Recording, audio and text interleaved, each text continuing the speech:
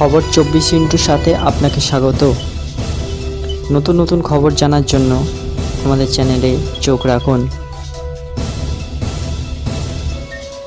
নমস্কার, খবর 24/7 আপনাদের স্বাগত। দর্শক, পাকিস্তানের প্রতিরক্ষা মন্ত্রী কিছুদিন আগেই চীনের সঙ্গে তাদের গোয়েন্দা তত্ত্ব ভাগাভাগি নিয়ে যে বার্তা দিয়েছিলেন, তার থেকে কার্যত 180 ডিগ্রি উল্টো সুরে এবার কথা শোনা গেল পাকিস্তানের সেনাপ্রধান আসিম মুনিরের মুখে।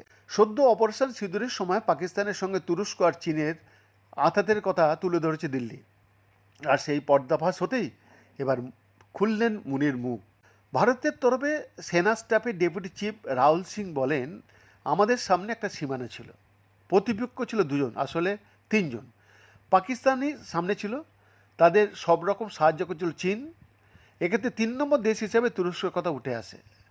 সেই বার্তার প্রেক্ষিতে পাকিস্তানের সেনাপ্রধান ফিল্ড মার্শাল আসিম মুনির ইসলামাবাদের সদ্য এক অনুষ্ঠানে দাবি করেছেন, পাকিস্তানের সফল বুনি আনুম মারুস ইয়ানি অপারেশন সিঁদুরের পাল্টার সময় পাকিস্তান বাইরে থেকে সাহায্য নিয়েছে বলে যে ইঙ্গিত দেওয়া হয়েছে তা দায়িত্বজ্ঞানহীন, তথ্যগতভাবে ভুল।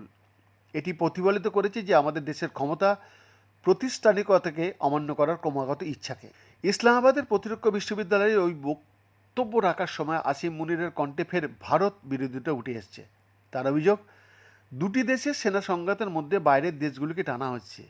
মুনির বলেন, শুধুমাত্র দুটি দেশের সেনা সংঘাতে অন্য দেশের নাম অংশীদার হিসেবে তুলে ধরা ক্যাম্প রাজনীতির বাজে চেষ্টা।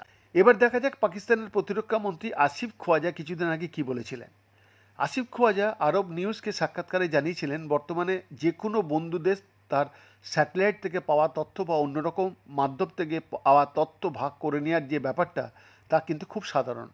আসিফ একই সঙ্গে বলেছিলেন, এটা খুবই সাধারণ ব্যাপার যে যদি কোনো তথ্য আমাদের বা চীনের জন্য হুমকি হয় বা ভাগ করা হয়, কারণ চীনের সঙ্গেও ভারতের সমস্যা রয়েছে, তাই আমার মনে হয় স্যাটেলাইট বা অন্য মাধ্যম থেকে পাওয়া তথ্য ভাগ করে নেওয়াটা সাধারণ ব্যাপার।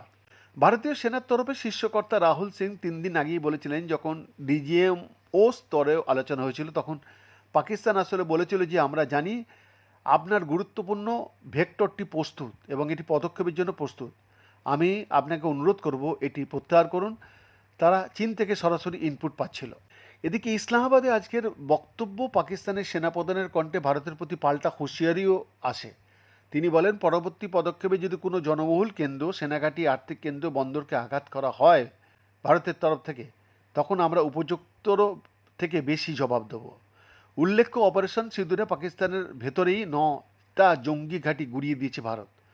নির্দিষ্ট টার্গেটে হিট করে ভারতের পরপর যুদ্ধবিমানগুলি শুধুমাত্র জঙ্গি কেন্দ্রকেই কিন্তু একদম মাটিতে মিশিয়ে দিয়েছে।